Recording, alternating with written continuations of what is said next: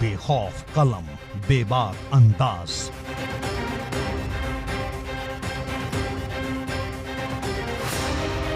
अब आपकी आवाज बेअसर न होगी। सच वालों को ये अच्छी लगेगी, झूठ वालों को बात तो चुभेगी। सच तो सच होता है, मीठा या कड़वा नहीं। बेलाग, सपाट, निष्पक्ष, धारदार। हम कहेंगे 100% सच, वो भी डंके की चोट पर। बात तो चुभेगी। खबरें घटती हैं, खबरें गढ़ी नहीं जाती।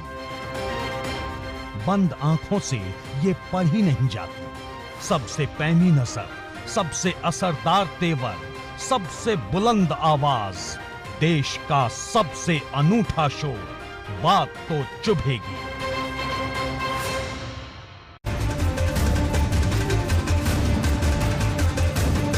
नमस्कार, एबीपी गंगा में आपका स्वागत है। मैं हूं रोहित सावल और आप देख रहे हैं देश और प्रदेश का सबसे दमदार शो बात तो चुभेगी। युद्ध नीति के इतिहास के हर अध्याय में विरोधियों के खिलाफ रणनीति को आखिरी वक्त तक पर्दे में रखने का जिक्र मिलता है। चुनावी लड़ाई को लेकर भी कुछ ऐसा ही है। तभी तो यूपी के इस चुनाव में लखनऊ में हर पार्टी अदृश्यम दांव आजमा रही है। मैं एक बार फिर दोहरा रहा हूं, अदृश्यम दांव मतलब आखिरी वक्त तक अपने उम्मीदवार का नाम जाहिर नहीं करने से है। ये हाल कहीं और का नहीं, लखनऊ का है। यानी सूबे की राजधानी का लखनऊ जिले में चौथे चरण में 23 फरवरी को वोटिंग होगी। इसके लिए नामांकन की आखिरी तारीख 3 फरवरी की है। आज 1 फरवरी है, लेकिन शाम तक भाजपा ने लखनऊ जिले की 9 सीटों पर अपने उम्मीदवारों की घोषणा नहीं की है। सपा ने भी आज से पहले सिर्फ 2 उम्मीदवारों के नाम का ऐलान किया था। दोपहर में उसने 6 और प्रत्याशियों की घोषणा कर दी, लेकिन एक सीट पर अभी भी सस्पेंस बरकरार है। अब सवाल है कि आखिर उम्मीदवार के नाम को लेकर यह कौन सी रणनीति है कि अंतिम वक्त तक अटकलों पर विराम न लगाया जाए। यह तय है कि भाजपा प्रत्याशी तय करेगी, लेकिन इसमें और कितना वक्त लगेगा, इस पर तरह तरह की चर्चाएं चल रही हैं। सियासी दांव से लखनऊ की लड़ाई की अहमियत समझी जा सकती है। ऊपर से कुछ उम्मीदवारों के टिकट कटने और नए चेहरों को टिकट दिए जाने की अटकलें भी आसमान पर है। आपको मैं लखनऊ की इस दिलचस्प जंग की हर खास बात बताऊंगा। इसके साथ ही पश्चिमी उत्तर प्रदेश में सीएम योगी के बयान के बाद भाजपा को लेकर जयंत चौधरी के चुभने वाले हमले के बारे में बताऊंगा। साथ ही होगी बजट की भी बात। अब बने रहिए मेरे साथ और देखते रहिए बात तो चुभेगी।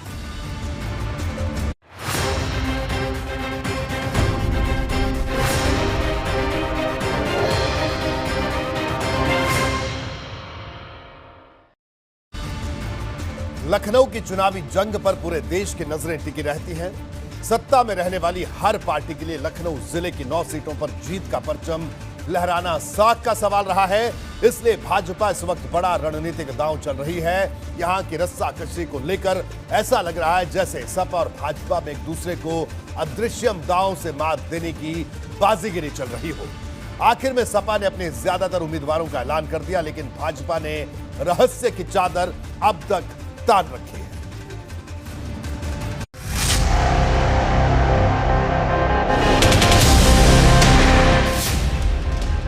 लखनऊ की चुनावी लड़ाई में सबसे बड़ा सस्पेंस। 9 सीटों पर दिलचस्प जंग। 3 फरवरी को नामांकन की आखिरी तारीख। अगर काम किया है तो विधायक से हमारी चुनौती है, आपके माध्यम से चुनाव लड़ने इसी क्षेत्र से आओ और यही से देखना कितने भारी वोटों से चुनाव लड़ने का हम लोग काम करेंगे। अब तक नहीं आई भाजपा की लिस्ट। मुझे इससे कोई फर्क नहीं पड़ता कि मेरे सामने कौन है। मेरे साथ अगर उनके पास बाहुबल है तो मेरे पास जनबल है।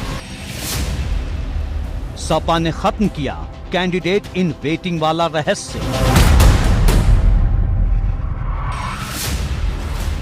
लखनऊ की 9 में से 8 सीटों पर सपा के प्रत्याशी तय।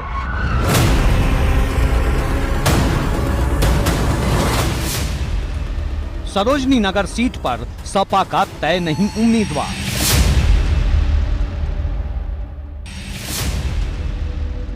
भाजपा का देखो और इंतजार करो वाला काल।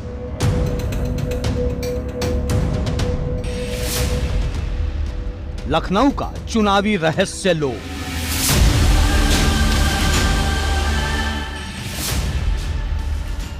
अदृश्यम दंगल से किसका मंगल, बात तो चुभेगी। भाजपा ने 2017 में लखनऊ की 9 में से 8 सीटों को अपनी झोली में डाला था। सिर्फ मोहनलालगंज ही एक ऐसी सीट थी जिस पर साइकिल का जोर चला था। पिछली बार भी यहां कांटे की लड़ाई थी, इस बार भी है, लेकिन प्रत्याशियों के आखिरी वक्त तक ऐलान पर सस्पेंस रखने का ऐसा दौर पहले कभी नहीं देखने को मिला। भाजपा की माने तो सही समय पर उम्मीदवारों की घोषणा हो जाएगी। अब सवाल यह है कि क्या पार्टी आखिरी दिन का इंतजार कर रही है? क्या 3 फरवरी की सुबह तक के सस्पेंस कायम रहेगा?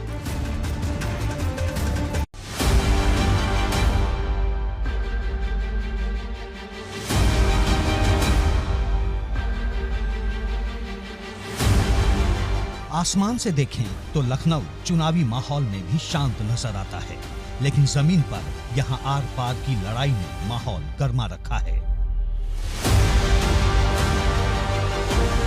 लखनऊ की 9 सीटों पर अपना परचम फहराने के लिए भाजपा ऐसी गुपचुप रणनीति पर आगे बढ़ रही है जिसके क्लाइमैक्स को लेकर हर तरफ इस वक्त सिर्फ अटकलें हैं, सिर्फ चर्चाओं का बाजार गर्म है। सवाल है कि आखिर लखनऊ की 9 सीटों पर भाजपा किसे मैदान में उतारने जा रही है? इस सवाल को लेकर सूत्रों के हवाले से तमाम खबरें आ रही हैं, लेकिन भाजपा की तरफ से कोई पुष्टि नहीं।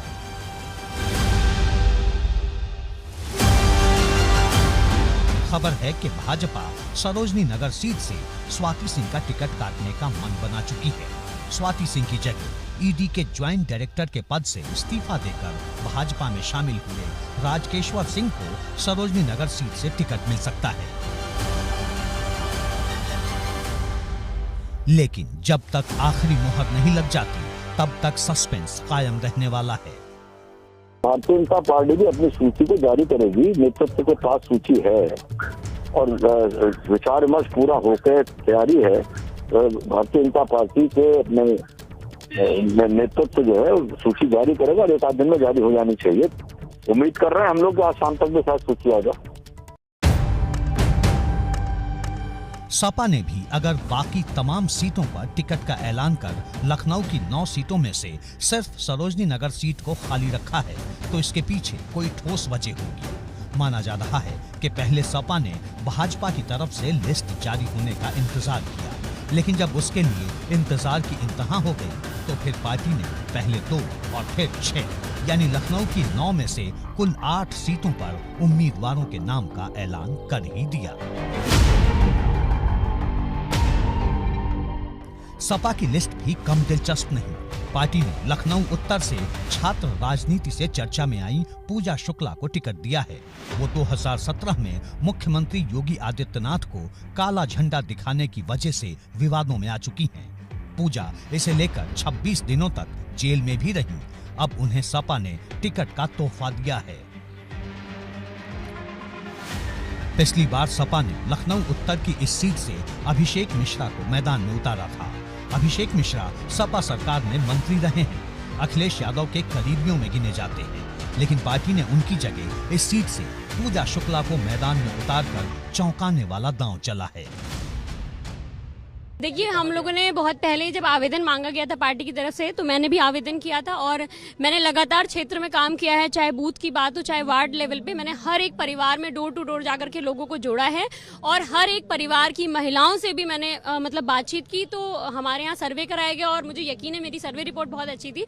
मैं माननीय राष्ट्रीय अध्यक्ष जी का बार बार धन्यवाद देती हूँ कि उन्होंने एक बहुत गरीब परिवार की बेटी को मौका दिया कि वो लखनऊ जैसी राजधानी में अपने आप को साबित कर सके।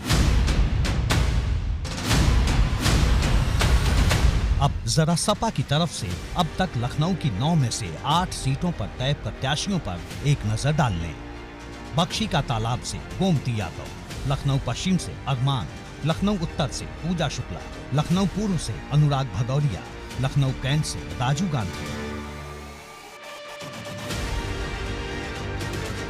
मलिहाबाद से सुशीला सरोज, मोहनलालगंज से अम्बरीश पुष्कर और लखनऊ मध्य से पार्टी ने रविदास मेहरोत्रा को मैदान में उतारा है।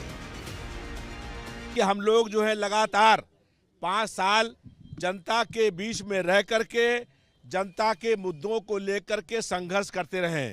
जनता ने देखा है हमको संघर्ष करते हुए, और प्रदेश की जालिम सरकार ने जुल्म और अन्याय करके हमारे संघर्षों को दबाने का काम किया है। जनता ने देखा है। 2017 के चुनाव में भाजपा की लखनऊ में सुनामी चली थी। पार्टी ने 9 में से 8 सीटें जीतकर सपा समेत तमाम विरोधी दलों को काफी पीछे छोड़ दिया था। लेकिन इस बार सपा का दावा है कि जीत का ये आंकड़ा उल्टा होने वाला है। पार्टी का हर उम्मीदवार बड़ी जीत का दावा कर रहा है। आज जनता महंगाई से, बेरोजगारी से परेशान है, लगातार अपराध बढ़ रहे हैं, विकास के सारे काम ठप हैं। इसलिए जनता का मन बन गया है, परिवर्तन और बदलाव होना तय हो गया है। लखनऊ मध्य विधानसभा क्षेत्र से भारतीय जनता पार्टी के प्रत्याशी की हिम्मत भी नहीं है कि वो यहाँ से चुनाव लड़ पाए। अब सबकी नजर इस बात पर है कि आखिर लखनऊ की लड़ाई का अदृश्यम दांव किस दल को बढ़त दिलाता है। एबीपी गंगा के लिए लखनऊ से विवेक त्रिपाठी के साथ अनुभव शुक्ला की रिपोर्ट। और इस वक्त हमारे साथ हमारे ब्यूरो चीफ वीरेश पांडे भी जुड़ चुके हैं। वीरेश के पास चलें उससे पहले कुछ बड़ी बातें आपको बता दूं। लखनऊ की जंग की पूरी तस्वीर समझने के लिए आपको कुछ आंकड़े जरूर जानने चाहिए। जी हां, 2017 के नतीजों को देखकर आपको इस करीबी जंग की तपिश महसूस हो सकती है। लखनऊ में 2017 के नतीजों पर अगर नजर डालें तो 9 में से 8 सीट पर भारतीय जनता पार्टी की जीत हुई थी। लखनऊ पूर्व से आशुतोष टंडन, मलिहाबाद से जया देवी जीती थी, बख्शी का तालाब से अविनाश त्रिवेदी जीते थे, सरोजनी नगर से स्वाति सिंह जो कि मंत्री भी रही योगी सरकार में, लखनऊ पश्चिम से सौरभ श्रीवास्तव जीते और कोरोना के चलते निधन उनका हुआ, उत्तर से नीरज बोरा जीते, मध्य से ब्रजेश पाठक जीते, लखनऊ कैंट से रीता बहुगुणा जोशी विधायक बनी। सिर्फ मोहनलालगंज सीट पर समाजवादी पार्टी जीती थी जहां पर सपा के अम्बरीश पुष्कर विधायक बने थे। सांसद बनने पर रीता बहुगुणा जोशी ने सीट छोड़ी। लखनऊ कैंट पर उपचुनाव में भाजपा के सुरेश चंद्र तिवारी जीते। तो ये लखनऊ की लड़ाई रही है 2017 की। वीरेश हमारे साथ मौजूद है। वीरेश, देखिए 3 तारीख आखिरी तारीख है नामांकन की, यानी सिर्फ एक दिन बच गया और भारतीय जनता पार्टी ने लखनऊ में एक भी प्रत्याशी की सूची जारी नहीं की। क्या कहना है? और लोगों की बड़ी दिलचस्पी है जानने में। सपा ने भी अब तक जारी नहीं की थी, लेकिन सपा ने इंतजार आज खत्म कर दिया। क्या करती समाजवादी पार्टी? वो भारतीय जनता पार्टी का इंतजार करते करते करते आज उसने सूची जारी कर दी, क्योंकि वो इंतजार कर रही थी कि भारतीय जनता पार्टी कौन सी बिसात बिछा रही है, उसी के हिसाब से वो अपना मोहरा सेट करती। लेकिन उसने अपना जो मोहरा है वो सेट कर दिया है और इसमें जो समाजवादी पार्टी की जो लिस्ट है उसमें अभिषेक मिश्रा का टिकट कट चुका है। सरोजनी नगर, जहां से 2017 का चुनाव पूर्व सांसद और परिवार के धर्मेंद्र यादव के सगे भाई अनुराग यादव चुनाव लड़े थे समाजवादी पार्टी से, यानी अखिलेश यादव के चचेरे भाई, उनको टिकट दिया जाए या न दिया जाए वो सीट फंसी हुई है। रही बात भारतीय जनता पार्टी की, तो चिंतन मंथन और पता नहीं विश्राम कर रही है। इतने दिन से विश्राम करने वाली पार्टी तो है नहीं, लेकिन ये व्यंग्यात्मक लहजे में कहा जाता है कि चिंतन मंथन करने वाली पार्टी है। तो ऐसे में कौन सी चिंतन हो रहा है? लेकिन इसके पीछे का जो गणित है मैं आपको बताता हूं कि पिछले 12 दिन पहले लखनऊ और मोहनलालगंज संसदीय सीट की जिम्मेदारी दे दी गई थी राजनाथ सिंह को। कहा गया था कि सारे टिकट आप बांट दीजिए और कहा गया था, जो मेरे पास जानकारी है, अमित शाह जी और जेपी नड्डा को कहा था प्रधानमंत्री नरेंद्र मोदी ने कि राजनाथ सिंह जी के घर पे जाइए और लखनऊ और मोहनलालगंज की संसदीय सीट के टिकट उनके हिसाब से बांट दीजिए। लेकिन लखनऊ प्रदेश की राजधानी है, एक से एक दिग्गज है। उप मुख्यमंत्री दिनेश शर्मा चुनाव लड़े तो कहां से लड़े? सभी को सेफ सीट चाहिए। 5 साल उप मुख्यमंत्री रहिए, 5 साल कैबिनेट मंत्री रहिए, 5 साल बड़े नेता रहिए, लेकिन जब सीट से लड़ना होगा तो जनता से उस सीट से लड़ना चाहेंगे ये तथाकथित कद्दावर और बड़े नेता, जहां बड़ा सेफ हो, बहुत सुरक्षित हो, जहां से हम और आप भी चुनाव जीत सकते हो। कुछ सीटें ऐसी कही जाती हैं भारतीय जनता पार्टी की। एक नेता ने बहुत ही व्यंग्यात्मक लहजे से कहा, मैं एक सीट का नाम ले रहा था तो उन्होंने कहा कि भैया वहां पर जो हमारे प्रत्याशी हैं वो रोज 50 आदमी को रोज कहें कि आप मुझे वोट मत देना, भाजपा को वोट मत देना, तो भी वो जीत कर आएंगे। यानी वो ऐसी सीट है, उत्तर की सीट हो, मध्य की उत्तर की सीट हो, पूर्व की सीट हो और कैंट की सीट हो, लखनऊ में ऐसी सीट है कि वहां भारतीय जनता पार्टी का प्रत्याशी कहा जाता है कि रोज कहे 50 आदमी को अपने कि भैया हमें वोट मत देना, भाजपा विरेश, लेकिन एक और सवाल यह है, जो खबर जो आज दिन भर चर्चा में भी खबर है कि जो मंत्री हैं स्वाति सिंह, उनकी जगह उनका टिकट बदला, उनका टिकट कट सकता है, उनकी जगह जो ईडी के पूर्व ज्वाइंट डायरेक्टर हैं उनको भी प्रत्याशी भारतीय जनता पार्टी बना सकती है। देखिए, सरोजनी नगर इस उत्तर प्रदेश की 403 विधानसभा में सबसे दिलचस्प सीट है और यहां पर तमाम लगभग पिछले कई महीने से इस बात की चर्चा है, जिक्र है कि स्वाति सिंह को टिकट मिलेगा या उनके पति दयाशंकर सिंह को टिकट मिलेगा और इन दोनों के बीच की रस्साकसी का फायदा मंत्री महेंद्र सिंह उठा लेंगे। उन पर एक बड़े नेता का हाथ है, वो सरोजनी नगर से लड़ना चाहेंगे। उन्हें प्रतापगढ़ भेजा जा रहा था लेकिन उन्हें भी सेफ सीट चाहिए तो सरोजनी नगर से लड़ेंगे। लेकिन जो सोर्सेस से हमारे पास खबर है, एबीपी गंगा के पास खबर है, इन तीनों को टिकट नहीं मिल रहा है सरोजनी नगर से। वहां से राजेश्वर सिंह को, जो कहा जा रहा था कि पहले गाजियाबाद की साहिबाबाद से लड़ेंगे, वीआरएस अभी मंजूर नहीं हुआ था, तो फिर यह कहा जा रहा था कि सुल्तानपुर जो उनका गृह जनपद है वहां की सदर सीट से लड़ेंगे, जहां पर जो विधायक हैं मुख्यमंत्री के विशेष सचिव अमित सिंह के सगे ससुर हैं, उनका टिकट कट जाएगा और उनके साले को भी टिकट नहीं मिलेगा। वहां से राजेश्वर सिंह उम्मीदवार हो सकते हैं, तो जी नहीं, सरोजनी नगर से Rajeshwar Singh joint director ED के सुपर कॉप कहा जाता है उत्तर प्रदेश में, डिप्टी एसपी स्तर के अधिकारी थे। उनका जो 2007 में ईडी में चले गए, फिर उसके बाद से 2014 में सुप्रीम कोर्ट से आदेश के बाद वो एब्जॉर्ब कर लिए गए और ईडी में मतलब राजेश्वर सिंह हो गया था। राजेश्वर सिंह की बड़ा कद, मतलब राजेश्वर सिंह के बारे में कहा जाता है कि ईडी मतलब राजेश्वर सिंह, और एक तरीके से पूरक हो गए थे, चाहे वो पूंजी घोटाला हो, चाहे रिवर फ्रंट घोटाला हो, चाहे 2G घोटाला हो, चाहे अगस्ता वेस्टलैंड घोटाला हो, चाहे कोल घोटाला हो, सारे कोल जितने घोटाले हैं। बिल्कुल विरेश, तो राजेश्वर सिंह हो सकते हैं भारतीय जनता पार्टी के प्रत्याशी। सरोजनी नगर से स्वाति सिंह का टिकट कट सकता है, जो कि मंत्री हैं, ये आपने बताया। आप बने रहिए, मैं आपके पास दोबारा लौटूंगा, लेकिन आपको बता दें कि अखिलेश यादव ने लखनऊ की 9 में से 8 सीटों पर प्रत्याशी उतार दिए हैं। उन प्रत्याशियों का इतिहास भी जल्दी से आपको बता देते हैं, क्योंकि लड़ाई लखनऊ की है। और देखिए, अखिलेश यादव के लाल योद्धा लखनऊ पूर्व से अनुराग भदौरिया को टिकट मिला है। पिछली बार ये चुनाव हारे थे। सपा के प्रवक्ता है, अक्सर आपको टेलीविजन डिबेट में हरे कुर्ते में दिखाई देते होंगे। बख्शी का तालाब से गोमती यादव को टिकट मिला है, पिछली बार चुनाव हारे थे। इसके अलावा लखनऊ मध्य से बात करें तो रविदास मेहरोत्रा को टिकट मिला है, ये भी पिछली बार चुनाव हारे थे, लेकिन बड़े जमीनी स्तर के नेता हैं।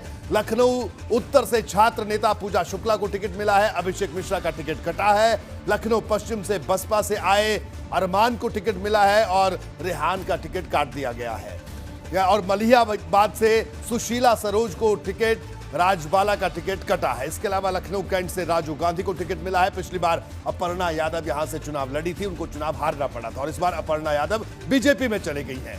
और मोहनलालगंज से फिर अमरीश पुष्कर को ही टिकट दिया गया था, पिछली बार भी वो जीते थे। इसके अलावा सरोजनी नगर, जिस सीट का जिक्र मैं अभी भी कर रहा था कि जिस सीट से स्वाति सिंह वे विधायक है, उस सीट पर सपा ने अभी तक प्रत्याशी घोषित नहीं किया और बीजेपी वहां पर राजेश्वर सिंह को अपना प्रत्याशी बना सकती है। 2017 में विधानसभा चुनाव हुए थे, तो लखनऊ से क्या बड़ी बातें निकल कर आई थी, वो भी जल्दी से आपको समझा देते हैं कि क्यों ये लड़ाई इतनी दिलचस्प है। 8 सीट पर लड़ी थी भाजपा, सभी 8 पर जीती। मोहनलालगंज सीट पर भाजपा ने प्रत्याशी नहीं उतारा था। 9 में से 7 सीट पर सपा गठबंधन दूसरे नंबर पर थी। बख्शी का तालाब सीट पर बसपा दूसरी बड़ी पार्टी थी। 8 सीटों पर भाजपा को 6,65,000 वोट मिले। सभी 9 सीटों पर भाजपा सपा गठबंधन को 5,16,000 वोट मिले। सभी 9 सीटों पर बसपा को 3,26,000 वोट मिले थे। तो ये हमने पिछली लड़ाई बताई चुनाव की। वीरेश हमारे साथ जुड़े हुए हैं। वीरेश, सरोजनी नगर की अगर बात करें तो सपा ने भी इस सीट को होल्ड पर डाल दिया है, यानी इस सीट पर अभी भी इंतजार है बीजेपी का कि बीजेपी क्या करती है। कई तरह की चर्चा इस सीट को लेकर है। जी देखिए, मैंने कहा कि 403 सीट में सरोजनी नगर इकलौती सीट है जिस पर सबकी निगाहें हैं। अखिलेश यादव की भी निगाहें हैं, नहीं तो वो सीट बांटते समय सरोजनी नगर को देते थे, क्योंकि वहां से उम्मीदवार अनुराग यादव पिछली बार थे और इस बार भी वो तैयारी कर रहे हैं। उनके पोस्टर बैनर इलाके में देखे जा सकते हैं। लेकिन अखिलेश यादव के मन में चल रहा है कि सरोजनी नगर की जो सीट है वो बड़ी दिलचस्प सीट होगी। और जो लिस्ट आई है समाजवादी पार्टी की, उसमें जो खास बात यह है कि अभिषेक मिश्रा का टिकट काट दिया गया है। और अभिषेक मिश्रा का टिकट क्यों कटा है ये भी एक रहस्य है। और बहुत सारी अफवाहें मार्केट में, राजनीतिक गलियारों में आती रहती हैं। उसमें एक बड़ी अफवाह प्रबल रूप से पिछले 1 साल से चल रही है कि अभिषेक मिश्रा भारतीय जनता पार्टी के बड़े नेताओं के संपर्क में है, वो भारतीय जनता पार्टी में जा सकते हैं, भारतीय जनता पार्टी की किसी सीट से उम्मीदवार हो सकते हैं, उनके पैतृक जिले में आजमगढ़ भेजा जा सकता है या लखनऊ की किसी सीट से लड़ाया जा सकता है। तो अभिषेक मिश्रा की लॉयल्टी पर संदेह के कारण अखिलेश यादव ने उनका टिकट काटा है। और पूजा शुक्ला जो एक तरीके से युवा नेता हैं और बहुत ज्यादा जूनियर हैं, उनको टिकट दिया गया है। पूजा शुक्ला पर भरोसा किया गया है, यानी ब्राह्मण फेस के तौर पर लड़की हैं वो, और जिस तरीके से वो लड़की हैं लेकिन लड़ाका हैं, उनको टिकट दिया गया है। तो समाजवादी पार्टी भी अपने मोहरे, अपने बिसात। और इसके पीछे एक और बात रोहित जी आपको बता दूं, जो सबसे महत्वपूर्ण है, जो आंकड़े हैं, जो सर्वे हैं, जो राजनीति के विशेषज्ञ हैं, वो ये मान रहे हैं कि भारतीय जनता पार्टी अवध में सबसे ज्यादा मजबूत है। और यह भी कहा जा रहा है कि अगर सीटों के बंटवारे में कुछ गड़बड़ी हुई भारतीय जनता पार्टी में अवध क्षेत्र में, तो भारतीय जनता पार्टी को खामियाजा भी उठाना पड़ेगा, क्योंकि पूरा गाजियाबाद से लेकर देवरिया तक जो सबसे मजबूत फ्रंट है भारतीय जनता पार्टी का, वो अवध है। इस बात को भारतीय जनता पार्टी का नेतृत्व मान रहा है, कार्यकर्ता मान रहा है। इसलिए भी देरी हो रही है लखनऊ की सीटों को कैसे दिया जाए, किसको दिया जाए। अगर हलवा सीट पर कोई हार गया तो देने वाले की खैर नहीं है, मोदी जी खाल खींच लेंगे। बिल्कुल। इसके अलावा जो मुलायम परिवार से जो बड़ी टूट हुई है, अपर्णा यादव ने भारतीय जनता पार्टी ज्वाइन की है, तो उन पर भी सबकी नजरें हैं। हालांकि उन्होंने बिल्कुल यही कहा जो हर नेता कहता है कि जो पार्टी कहेगी मैं वही करूंगी, तो लेकिन नजरें उन पर भी है। देखिए, उन पर नजर है, लेकिन मेरे पास भी जानकारी है कि भारतीय जनता पार्टी उनको टिकट देने नहीं जा रही। भारतीय जनता पार्टी उनको महिला मोर्चा का अध्यक्ष बना सकती है, क्योंकि जो इस समय की महिला मोर्चा की अध्यक्ष हैं वो राज्यसभा की एमपी हैं। इसलिए भारतीय जनता पार्टी उनको संगठन में काम देगी। भारतीय जनता पार्टी के बड़े नेताओं से उनकी मुलाकात हो चुकी है, उन्हें आश्वासन दिया जा चुका है, उन्हें यह कहा गया है कि 2022 के चुनाव में वो चुनाव न लड़े, क्योंकि कैंट भी उनकी स्वाभाविक सीट है। सबको हलवा सीट चाहिए तो अपर्णा यादव को क्यों नहीं चाहिए? वो तो 2017 में चुनाव लड़ चुकी हैं। तो पार्टी ने ये कहा है कि कैंट के बड़े उम्मीदवार हैं भाई। राजनाथ सिंह ने महानगर के अध्यक्ष मुकेश शर्मा के लिए वीटो लगा रखा है कैंट पे कि कोई लड़ेगा तो मुकेश लड़ेगा। ब्रजेश पाठक के लिए राजनाथ सिंह ने कहा है, मेरे पास जानकारी है, राजनाथ सिंह ने कहा है कि ब्रजेश को सेफ सीट दी जाए, ब्रजेश को सेफ सीट दी जाए। मध्य से 5000 वोटों से जीते थे ब्रजेश पाठक, और राजनाथ सिंह ने 2 लोगों के लिए वीटो लगाया है, सोर्सेज से मेरे पास खबर है। बिल्कुल लगातार इस चुनावी मौसम में खबरें निकलकर बाहर आ रही हैं। आपका बहुत बहुत शुक्रिया इस पूरी जानकारी के लिए। बढ़ते आगे और बात करते हैं भाजपा की पश्चिम की रणनीति की। भाजपा के जितने भी नेता इस वक्त चुनाव प्रचार में निकले हैं, लगभग सबकी जुबान से मुजफ्फरनगर का जिक्र जरूर हो रहा है। दरअसल 2013 के बाद मुजफ्फरनगर ने पश्चिमी यूपी की राजनीतिक दिशा बदल दी थी।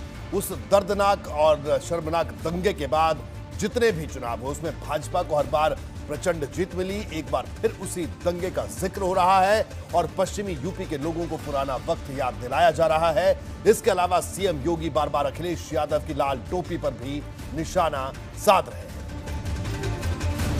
भारत माता की, भारत माता की, भारत माता की। अखिलेश की लाल टोपी पर फिर योगी का निशाना। ये लोग सपा वाले लोग, ये तो रेड अलर्ट है, रेड अलर्ट सुरक्षा के लिए। खतरा है। मुजफ्फरनगर पर निगाहें, पश्चिमी यूपी पर निशाना। एक तरफ मुजफ्फरनगर के गौरव और सचिन जैसे नौजवानों के साथ साथ सैकड़ों किसानों के खून से इनकी टोपी रंगी हुई है, और दूसरी तरफ राम भक्तों के खून से भी ये टोपी रंगी हुई है। पश्चिमी यूपी का रण जीतने के लिए भाजपा नेताओं की जुबान पर बार बार मुजफ्फरनगर का जिक्र हो रहा है। मुजफ्फरनगर दंगे के जख्म भले पुराने हैं, लेकिन चुनावी माहौल में बार बार उन्हें ताजा किया जा रहा है। आपने 5 साल में कोई दंगा देखा? पहले तो हर तीसरे दिन दंगा होता था। क्या दंगा कराने वालों को वोट देंगे?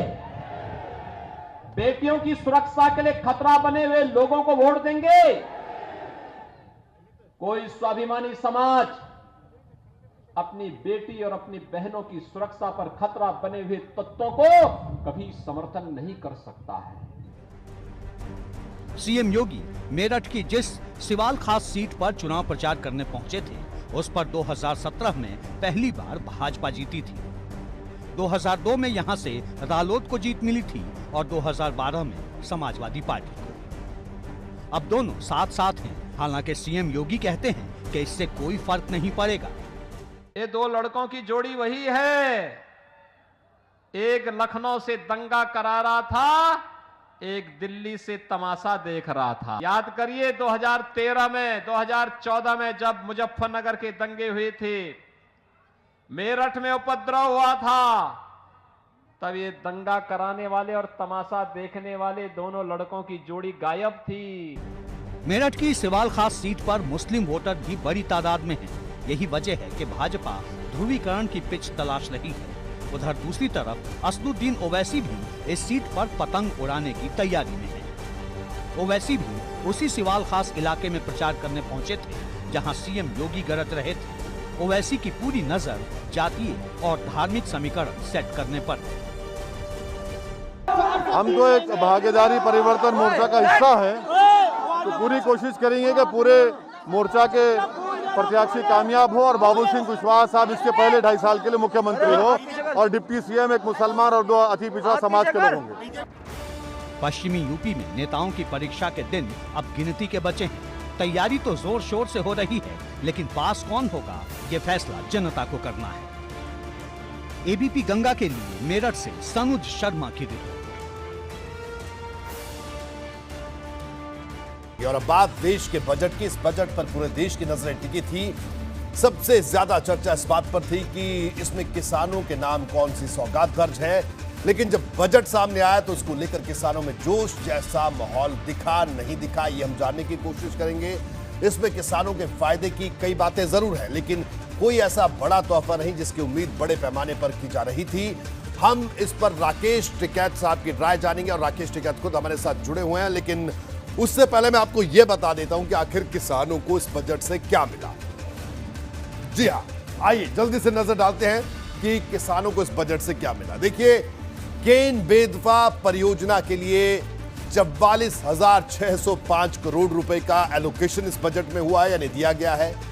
यूपी एमपी में 9 लाख हेक्टेयर में सिंचाई की सुविधा देने की बात सरकार ने कही है। इसी योजना से जो हमने बेत परियोजना की बात की, केन बेतवा परियोजना की बात की, बुंदेलखंड के किसानों को बड़ा फायदा इस योजना से मिलेगा। किसानों को एमएसपी का रिकॉर्ड भुगतान होगा, यह बात कही गई, और एमएसपी पर 2.3 लाख करोड़ रुपए खर्च होंगे। 2.3 लाख करोड़ रुपए और 1208 मीट्रिक टन गेहूं धान खरीदने की योजना है। 1,63 लाख किसानों से खरीद होगी। इसके अलावा रासायनिक खाद पर निर्भरता कम करने की कोशिश है और खेती में ड्रोन के इस्तेमाल को बढ़ावा देने का ऐलान किया है। और जीरो बजट खेती पर जोर, यूनिवर्सिटी में इसकी पढ़ाई होगी और खाद्य तेल का उत्पादन बढ़ाने की भी योजना है। गंगा किनारे के इलाके में प्राकृतिक खेती के लिए पैकेज देने की बात कही है। पब्लिक प्राइवेट मॉडल से डिजिटल और हाईटेक सुविधा देने की बात भी किसानों को कही गई है इस बजट में। और राकेश टिकैत साहब हमारे साथ मौजूद हैं। राकेश टिकैत साहब, आपका स्वागत है एबीपी गंगा में। सबसे पहले क्या कहेंगे इस आज के इस बजट पर? आप दिल्ली में कितने दिन से आ रहे हैं? हाँ जी बाबू जी। जी टिकैत साहब बताइए। मैं कह रहा कि दिल्ली में आप जब पढ़ने आए होंगे तो सबसे पहले आपने देखा हो कि मैं दिल्ली दर्शन कर आऊं। जी बिल्कुल। और दिल्ली दर्शन के लिए वे गाड़ियां चलती थी जी, और वो पूरे दिन में घुमा के गाड़ी को घुमा कर वो फिर जहां से आई वहां से दिल्ली दिखा के और घुमा के फिर आपको वहीं छोड़ के आपसे पैसे और ले लिए। हाँ बिल्कुल जी। तो इस बजट में ऐसा ही है कि घुमा फिरा के जहां से आए थे वहीं छोड़ दिए और पैसे और लिए। जो पिछले साल का बजट था उससे और काट और लिया जी। इसमें हुआ ये जो दिखाने की बात करते हैं ना कि एमएसपी पे इतनी खरीद होगी, पिछले साल से कम एमएसपी पे खरीद की उन्होंने बात करी तो उसका भी कुछ फंड उन्होंने काटा है। आप पिछले साल का उठा के देख लो ना, इस साल का जी। रहा जो इन्होंने कहा कि बुंदेलखंड में हम नदियों को जोड़ने का प्रोजेक्ट करेंगे, ये विकास के काम में आता है। सरकारों की जिम्मेदारी होती है पानी, हवा पानी तो प्राकृतिक देती है, यहाँ पर आगे तो सरकार की जिम्मेदारी है नहरों का, इसका, सड़कों का निर्माण करना, ये सरकार की जिम्मेदारी होती है। और बता दो भाई और कौन सी चीज थी? डिजिटल इंडिया की ये बात करते हैं जी। हम तो पिछले 7 साल से कह रहे, जब से प्रधानमंत्री जी ने कहा कि देश में डिजिटल इंडिया कैंपेन देश में चलेगा, हमने बार बार कहा कि हमको भी, किसानों को भी इससे जोड़ दो। किसान तो इससे जुड़ा नहीं, लेकिन किसान का क्रेडिट कार्ड जरूर बन गया, हम उसमें से जरूर पैसे निकाल लेते हैं, या फोन पे चल गए 5-7 सेकंड में ही पैसे इधर से उधर हो जाते हैं। लेकिन किसान के गन्ने का भुगतान तो 11 महीने मांगता है। हरियाणा के किसान ने गन्ना यहाँ पर डाल दिया उत्तराखंड में, एक इकबालपुर शुगर फैक्ट्री है, पिछले 4 साल से पैसे ही नहीं दिए। तो ये डिजिटल इंडिया कैंपेन भी ये बड़े उद्योगपतियों के लिए है। हम तो बार बार कह रहे हैं किसानों को भी जोड़ दो इससे भाई जी। डिजिटल भुगतान हमारे भी करवा दो, हम भी देख लेना है। हम 14 दिन में गन्ना एक्ट कहते हैं कि 14 दिन में भुगतान होगा, फिर कहते हैं कि भुगतान नहीं होगा तो उसका इंटरेस्ट दिया जाएगा। भाई ना तो यहाँ पे इंटरेस्ट का भी मिला और ना हुआ टाइम पे भुगतान। यही आलू के किसान का है, यही दूध के किसान का है, उनको दे देते। जो दूध का किसान है, जो गरीब महिलाएं जिनके परिवार में कोई कमाने वाला नहीं है, वे 2 पशु अपने गांव में बांध के, उनके खेत भी नहीं है, वे खेतों से घास जाकर उनको डालती है, उनका महंगा हो गया। प्रधान उस पर कहते हैं कि दूध के किसानों को जो डेयरी पार्क वाले हैं, हम उनको कुछ करेंगे, राशन पर उनको छूट दे देते जी, तो महिलाओं का गुजारा हो जाता। तो टिकैत साहब, इस बजट में कोई तो अच्छी बात लगी होगी आपको? कोई भी अच्छी बात नहीं लगी? डेयरी प्रोडक्ट बाहर से जा रहे हैं। हाँ जी बताओ, एक आधा बात आप भी बता दो। नहीं, मैंने कहा आपको कोई बात तो होगी, कोई ठीक लगी होगी। बड़ी बात कही है कि हम किसानों की जो फसल है उसकी ढुलाई की व्यवस्था करेंगे। हमने कहाँ करे? अरे आप, हमने कहा कि दिल्ली दर्शन, आपको दिल्ली दर्शन करवा कर जहां से आपको लाल किले से जहां से भी वे गाड़ियां चलती है वहीं जाके फिर छोड़ जाती हैं, तो वो आपकी प्रॉपर्टी होगी क्या? आपने देख लिया, अपने घर आ गए और खुश होकर गांव चले गए, क्योंकि गांव के बच्चे बहुत आते थे कि दिल्ली दर्शन कर आऊंगे, 26 जनवरी देख के आऊंगे, जो हमारे बाप हरपत आते थे, बड़ा खुश होते थे कि दिल्ली में 26 जनवरी देखने जाएंगे, भाई दिल्ली दर्शन कर आएंगे। तो करिए आए दिल्ली दर्शन, हो गए। बजट के बहुत उम्मीदें थी कि कुछ न कुछ होगा। बहुत उम्मीद ये थी कि जो बच्चे घरों पर पढ़ाई कर रहे हैं उनको कहते हैं भाई इस बजट में स्कूलों के लिए हम दे रहे हैं, बच्चे घर पे पढ़ाई कर रहे, जिसकी बच्चों का भी एडमिशन है, एक फोन हम उनको देंगे, 1 साल का डाटा फ्री देंगे, हम उनको डलवा कर दे देते, उनको मेडिकल फैसिलिटी पर दे देते। गांव के आदमी का मौत हॉस्पिटल में जाने का नहीं रहा, उनकी मौत लग रही है उन्हें, उनका इलाज नहीं होता। अच्छा राकेश टिकैत साहब, ये जो बात कही बजट में कहा गया, जो आपने नौकरियों की बात कही कि 60 लाख नौकरियां देंगे, इस पर क्या कहना है आपका? अरे नौकरी थोड़ा देंगे, मजदूरी देंगे, नौकरी देंगे। कौन सी वैकेंसी है भाई, कहां पर देंगे नौकरी? जी, मजदूरी देंगे। 6 से 7 और 8 हजार रुपए के मजदूर देश में बनाए जा रहे हैं, वे देंगे प्राइवेट कंपनी में उसमें, और वे कहेंगे कि हम रोजगार दे रहे हैं, वो देंगे। रेलवे में आप गए कभी? अभी रेलवे का बड़ा बजट दिया है जी। रेलवे स्टेशन ठीक होंगे, पटरियां ठीक होगी, और वे फिर गाड़ियां उसको कंपनी को बेच दी जाएगी, बड़े घरानों को। उन्होंने उसके चादर काट लिए, कंबल निकाल लिए, उसके तकिया निकाल लिए, पर्दे निकाल दिए, वो बनाकर उनको दे रहे हैं। तो देश की जनता भाई बेवकूफ तो बनाना, अब अपने आंदोलन के लिए तैयार हो लो, और अब का आंदोलन यूथ के हाथ में है। हमारा तो पता नहीं क्या होगा इलेक्शन के बाद में जी, हम मिलेंगे भी नहीं मिलेंगे, जेल जाएंगे, क्या रहेगा हमारा तो पता नहीं। लेकिन भाई युवाओं को अगर देश बचाना है तो युवा क्रांति जरूरी है होनी, यूथ क्रांति, उसके लिए तैयार हो, नहीं तो देश तो बर्बाद हो गया। ये दिल्ली दर्शन करवाए हैं इन्होंने, और कुछ नहीं करा। राकेश टिकैत साहब, अभी आप ये बात कह रहे हैं, बता दो, कोई आपको दिया हो तो भाई बता दो। ठीक है, चलिए हम आपसे यही जानना चाह रहे थे कि कोई एक बात तो होगी जो अच्छी लगी हुई बजट में, लेकिन आपने कहा कि इसमें कोई अच्छी बात नहीं है, एक भी अच्छी बात आपको नहीं लगी इस बजट में, और ऊपर से आप डर तो और बता रहे हैं कि चुनाव के बाद पता नहीं क्या होगा। हम कर भाई डिजिटल, हमारा आप गन्ने का भुगतान डिजिटल कैंपेन से जुड़वा दो, या कल से हम इसके लिए मूवमेंट खड़ा करें 2 दिन बाद में जी। हमारा पिछले साल का गन्ने का भुगतान नहीं हुआ, 4 साल का हरियाणा के किसान जिन्होंने इकबालपुर और इन फैक्ट्री में गन्ना डाला था 4 साल से, उनके करीब 100 करोड़ रुपया बकाया है इन फैक्ट्रियों में, दिलवा दो उनको। वे मारे फिर रहे किसान, 4 साल से गन्ने का भुगतान नहीं हुआ। डिजिटल इंडिया कैंपेन की देखने में सुनने में बहुत सुंदर लगेगा ये चीज, लेकिन है नहीं जी। जो 23 किसानों की फसलें हैं उसको डिजिटल इंडिया कैंपेन से जोड़ दो। इन्हें कहा कि हम खरीद करेंगे, और डिजिटल इंडिया का सुन लो आप क्या है। रामपुर जिले में, ये मुजफ्फर यहाँ से आपके नजदीकी पड़ता है, मुरादाबाद के पास में जी, वहां पे 11,000 फर्जी किसानों की आईडी खोल ली गई। वहां से पूरा एक डाटा उठा गया, मोबाइल फोन का जो सिम होते हैं उससे एक फोन करा गया, उस फोन पे ही ओटीपी नंबर आता है किसान का रजिस्ट्रेशन का जी, उससे 11,000 फर्जी किसान वहां पर तैयार करेंगे। वो फोन बंद कर दिया गया। ये डिजिटल इंडिया है। और वहां पे रामपुर में वो धान की खरीद हुई जो वहां पे पैदा भी नहीं होता, 1 किलो चावल वहां पे पैदा नहीं होता, मंसूरी धान जो बिहार और बिहार के बॉर्डर पे पैदा होता है, रामपुर में बिकता है, और जगह भी बिकता है, सब जगह। ये डिजिटल इंडिया है। गांव के लोग तो इसको समझे नहीं, लेकिन भाई जो चलाने वाले व्यापारी है वे उसको जानते हैं, इनके यार दोस्त है सब। व्यापारियों को फायदा कैसे होगा उसका पूरा प्लान इस बजट में बनाया गया है।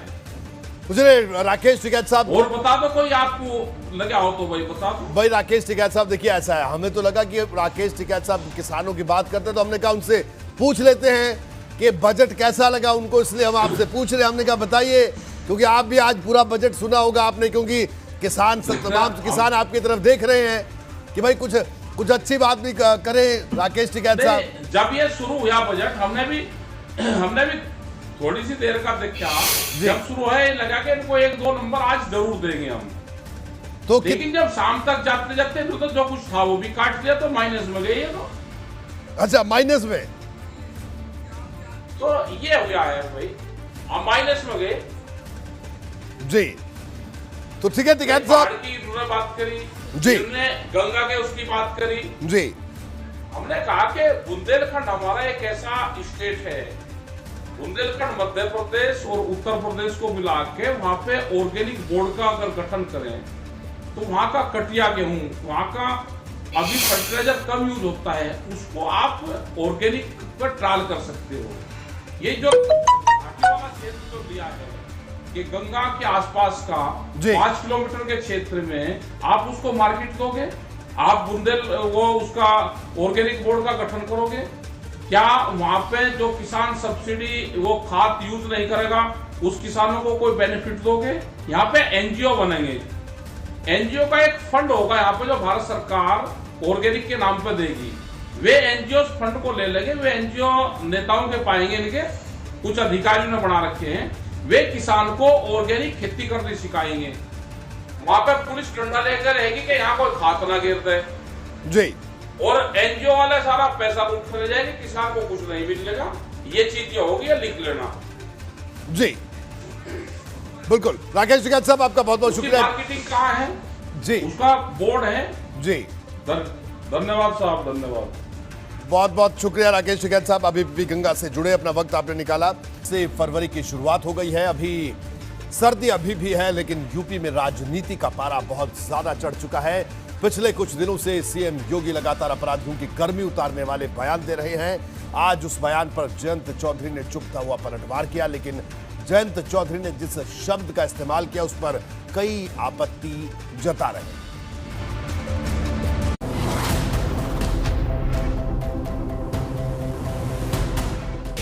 एक गर्मी जो अभी किराना में और मुजफ्फरनगर में कुछ जगह दिखाई दे रही है ना, ये सब शांत हो जाएगी इसके बाद। क्योंकि गर्मी कैसे शांत होगी, ये तो मैं मई और जून में भी इसको बहुत शिमला बना देता हूं।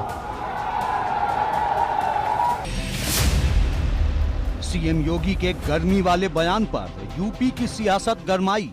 10 मार्च को तो वैसे ही गर्मी आ जाएगी। भारतीय जनता पार्टी को बताना चाहिए कि नौजवानों को रोजगार, नौजवानों का भविष्य कब बनाएंगे। ऐसा भर भर के वोट दो, ईवीएम की मशीन को ऐसा भर के दो, नलके के बटन, हैंडपंप के बटन को ऐसा दबाओ कि भारतीय जनता पार्टी की जो चर्बी चढ़ रही है, सारे नेताओं की चर्बी उतार दो आप। 10 मार्च को किसकी गर्मी उतरेगी? बीजेपी की गर्मी निकल गई जब 3 किसान कानून को वापस लेना पड़ा। वैसे तो यूपी में अभी भी सर्दी का सितम है, लेकिन चुनाव जीतने के लिए हो रही बयानबाजियों ने माहौल गर्म कर रखा है। सीएम योगी के गर्मी वाले बयान पर गदर मचा है। सीएम योगी ने हापुड़ और बुलंदशहर में अपराधियों को लेकर गर्मी वाला बयान दिया था। एक गर्मी जो अभी किराना में और मुजफ्फरनगर में कुछ जगह दिखाई दे रही है ना, ये सब शांत हो जाएगी इसके बाद। क्योंकि गर्मी कैसे शांत होगी, ये तो मैं मई और जून में भी इसको बहुत शिमला बना देता हूं। जो दंगा के मंसूबे के साथ इस समय अपना सिर उठाने का प्रयास कर रहे हैं। 5 वर्ष तक ये सभी लोग बिलों में घुसे थे, दुबके हुए थे। जो थोड़े बहुत कभी सब्जी के लिए निकलता था, पुलिस पकड़ती थी, अगले दिन गले में तख्ती लगा करके आता था कि साहब वापस दो, बस सब्जी बेच करके अपना परिवार का भरण पोषण कर लेंगे। सीएम योगी ने अपराधियों की गर्मी उतारने की बात की तो जयंत चौधरी ने ईवीएम की चोट से भाजपा नेताओं की चर्बी उतारने वाला बयान देकर एक नई बहस शुरू कर दी। ऐसा भर भर के वोट दो, ईवीएम की मशीन को ऐसा भर के दो, नलके के बटन, हैंडपंप के बटन को ऐसा दबाओ कि भारतीय जनता पार्टी की जो चर्बी चढ़ रही है, सारे नेताओं की चर्बी उतार दो आप। गर्मी उतारने और वोट से चर्बी उतारने वाली लड़ाई में ओवैसी ने भी एंट्री मारी और कृषि कानूनों की वापसी का उदाहरण देकर भाजपा पर तंज कसा। बीजेपी की गर्मी निकल गई जब 3 किसान कानून को वापस लेना पड़ा। बीजेपी की पूरी हवा निकल गई जब कोविड में लाशें। अभी तो चुनाव की शुरुआत है, गर्मी वाले बयान तो सिर्फ ट्रेलर हैं, लेकिन एक बात सच है कि जब 10 मार्च को नतीजे आएंगे तो बड़े बड़े नेताओं के पास बोलने के लिए अल्फाज नहीं बचेंगे। एबीपी गंगा के लिए ब्यूरो रिपोर्ट। बात तो चुपे के में इतना है, दीजिए इजाजत, नमस्कार।